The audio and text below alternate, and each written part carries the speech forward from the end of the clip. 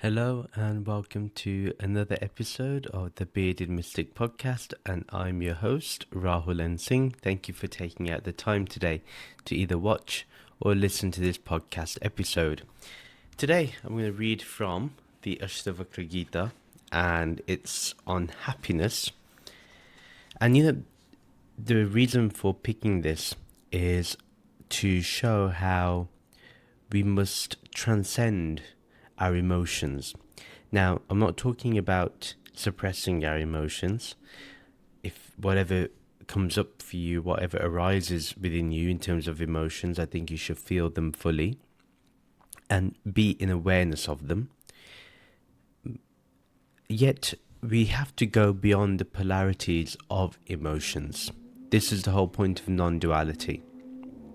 So, the most radical text is the Ashtavakra Gita, and I'm reading The Heart of Awareness, which is by Thomas Byram, a very beautiful interpretation of the Ashtavakra Gita. And so the 13th chapter is happiness, that's what it's titled. Even if you have nothing, it is hard to find that contentment which comes from renunciation. So even if we renounce something, that doesn't necessarily mean that we'll be happy or we'll find contentment.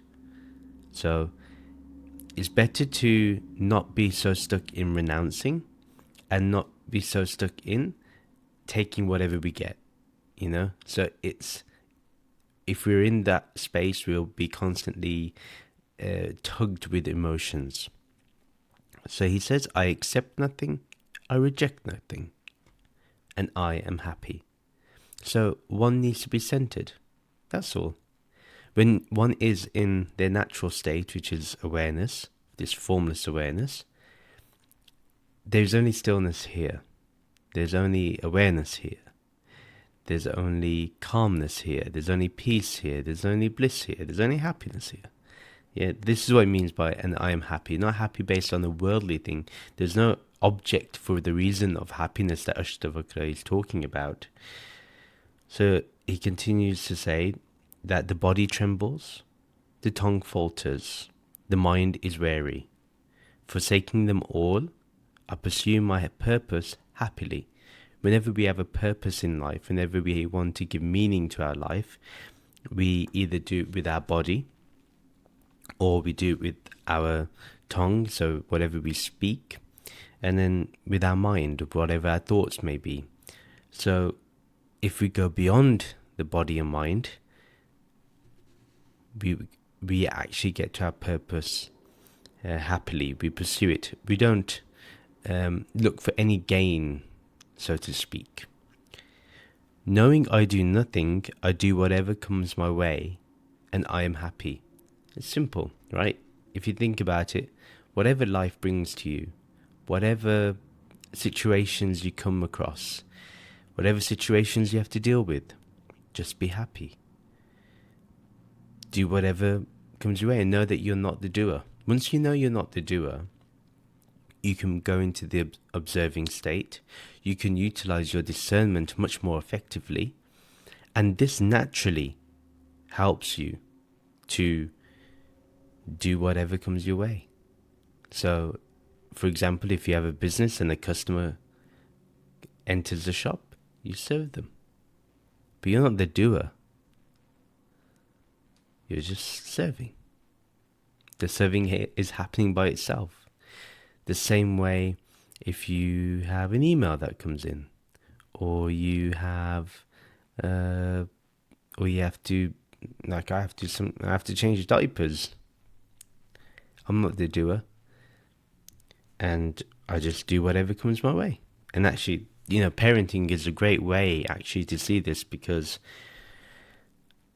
you don't have a choice in how you got to do things. You just got to go with whatever the baby wants. Obviously mindfully and using our discernment. So bound to his body, the seeker insists on striving or on sitting still. But I no longer suppose the body is mine or is not mine. The body is mine or is not mine, and I am happy. So for example, we find that people say, I'm a spiritual seeker, so I need to do this, I need to do that, I need to follow this, I need to do this, this ritual I must do, that ritual I must do, this fast I must do, I must go to the temple, I must do, it's all this thing. We're striving for something because we think the body has to do it. And then another aspect is, just sitting still. If I just sit down and meditate, I'll be happy. But there's no interaction going on. So yes, you will be happy, but it's a very temporary happiness. It's like something can easily irritate that happiness if one just thinks it's sitting still. You see people, they sit still, they're in samadhi, and they think, oh yeah, that person's enlightened or spiritual. Not necessarily. If they're stuck on sitting still to reach awareness, then they've not found the true awareness we're talking about, right? So it's beyond even sitting still. But he says, I no longer suppose the body is mine or is not mine. So it's not a matter for me anymore to say this is my body or this is not my body. And that's why one is happy. When one goes, again, beyond the identification of both I am the body and I am not the body. Even if you say, oh, I'm not the body, that's also another form of identification. And with that comes all the emotions. So that's another way to see this. And then, obviously I'm doing this on a very quick pace. If I wanted to give more time, I would. But this is good enough. Sleeping, sitting, walking. Nothing good or bad befalls me. I sleep, I sit, I walk, and I am happy. One just does the actions that are required. One has to sleep. Fine. One has to sit. Fine. One has to walk here and there, travel here and there. Fine. But one doesn't say, because I slept, this is a good thing that happened, this is a bad thing that happened. Or I was sitting here and this bad thing happened, or this good thing happened. Or I received this news, or that news was good, this news was bad. Walking, one can slip or fall, or one can meet a friend. None of this matters. One is just sitting, sleeping, walking. So every action of life, not just those three, every action of life. You just do the actions, or the actions are just being done, and one is happy. Struggling or at rest, nothing is won or lost. I have forsaken the joy of winning and the sorrow of losing, and I am happy. This is interesting. Struggling or at rest, nothing is won or lost. We gain nothing. If you struggle, great. If you rest, great. Nothing is won or lost. We think that if we struggle, then we may win. Or we think if we rest, then we will lose. No. So he says, I've forsaken the joy of winning and the sorrow of losing. I've given that idea up that I will succeed, or I will win, or I will fail, or I will lose. Those are not my concepts anymore. And that's why I'm happy. I'm beyond those things. That's the way an enlightened person sees it. Then he says, for pleasures come and go. How often I have watched their inconsistency, but I have forsaken good and bad, and now I am happy. We know that pleasures come and go. And we've seen how they are not permanent. And we've seen some people say desires are good, some desires are bad. Yes, we must utilize desires. We will never get rid of desires. As long as we have a body, desires are there. As long as we have a functioning mind, desires are there. Desires in itself are not bad. We're not meant to give up the desires or the desires for a certain outcome. We are simply just living life. And if there's one message that you can get from spirituality, from non-duality, it's just you live. You're living. That's all. When one is in formless awareness, when one is resting in formless awareness, it's all about living. Then whatever emotions arise, whatever thoughts arise, we're able to just be the witness, be the awareness.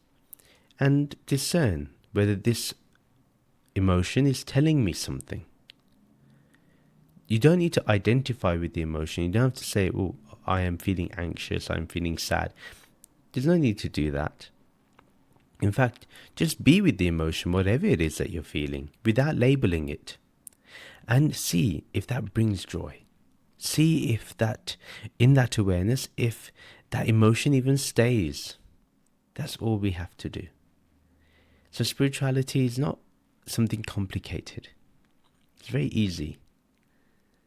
But to do so, we have to let go of these polarities and just rest in the centered aspect of ourselves, of our true self, of this awareness, where you don't have to mention a word on this self. And that's what you have to do. So whatever emotions you feel them. Whatever thoughts arise, think them. But you don't have to label them. And by refusing to label them, you are simply remaining in awareness. And right now, even listening to these words, you can be in awareness. Right now, we are in awareness. As I'm speaking to you, I'm in awareness. There's no separation here. There's only oneness here. We're all one. And that's all we have to remember. So whenever we feel down, whenever we feel too high and up in the clouds, we need to come back to our center of the heart and just be. Yeah, that's all. So that's really what I wanted to share today. I know I didn't post at the weekend. I was rather busy, had a few things to do. But the one thing that I will say is, yes, once you have the knowledge of the self, you know that you are formless awareness, it's important to then remain in awareness. And, the more and more I've been working on the course, the more I realize how the subtlest of the subtle, which is this awareness, is easily lost when we identify as something. And the last identification we have is, oh, I'm enlightened, and you're not enlightened, or you are 50% enlightened, and I am 99% enlightened, or I'm 100%, and suffering does not happen to me. My friend,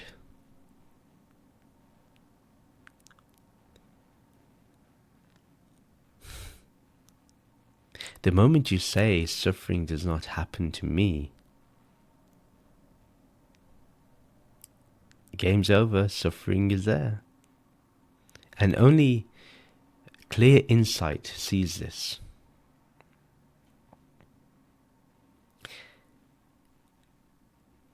When one doesn't, one thing I will say is that, we constantly hear about how one needs to be in the company of a realized being. And it's true, there's much to gain from being in the presence of a realized being. There's a lot of things that they can show, a lot of things they can help you with. That's understandable. But the most important thing is how ready are you? And whether that realized being is even ready for you. I've seen some people who, I saw one interaction, and I'm not going to name names, but I saw one interaction last week between a so-called enlightened teacher and somebody who right now is going through a tough time. And this person asked a question to the so-called enlightened teacher, and the enlightened teacher literally just laughed at him, mocked him for the question, and just kept laughing, and the laughing was just off-putting. Then I realized, not feeling suffering is also a bad thing. Because how are you meant to empathize? When somebody asks a question, they're asking from the sincerity of their heart. And especially if it's recorded and, it's on YouTube, even worse, that's imprinted. That's on the internet now. So compassion, that arises from happiness. And compassion is the opposite of, it won't be the opposite of suffering, but once you have true compassion, suffering doesn't touch you then. But compassion knows that if the other person is suffering still, even if they don't think they are, I cannot mock them. My laughter cannot mock them. I must bring them to peace. I mustn't tell them that they are not enlightened. Then one is missing the point. So Ashtavakra doesn't want us to be Raja Janak. They don't want us to be in the polarities, in the whole I am enlightened, I am free and you're not. No. Even between the master and disciple, there is an underlying oneness, an underlying respect, which never gets crossed. And this is very important to realize and know. So that's how you can tell. Compassion is number one. So the Guru never abandons your emotions. In fact, they embrace them because they know that with that compassion, you will pull through. And that's what we can do. All we have to do is literally give our heart to that understanding and rest in formless awareness. And then whatever arises, the Guru will catch us, the Guru will protect us. And that's the whole point. I have noticed that some people do ask me questions privately or in a group, and then sometimes I don't hear back. I'm more than happy if you want to set up a Zoom call to discuss things. So there is options for that in the show notes and video description. You can join my Discord server and all that. All that information is down in the show notes and video description. But one thing I want to say is that if you ask a question, sometimes speaking is a lot easier for me because typing is just sometimes takes a bit of time, and I can make typos a lot of times. But it'd be really important to have those meetings, or sometimes shooting an email is even better because that's like a true correspondence, or even a private message. But I prefer to discuss things just so that it can help. But yeah, other than that, take care, stay safe, and be at peace with your understanding, be at peace with who you are, and may you always be blessed with the centered awareness, this formless awareness. May it always be there, present in your heart, or at least you should be aware of it. Okay, thank you. Take care. Namaste.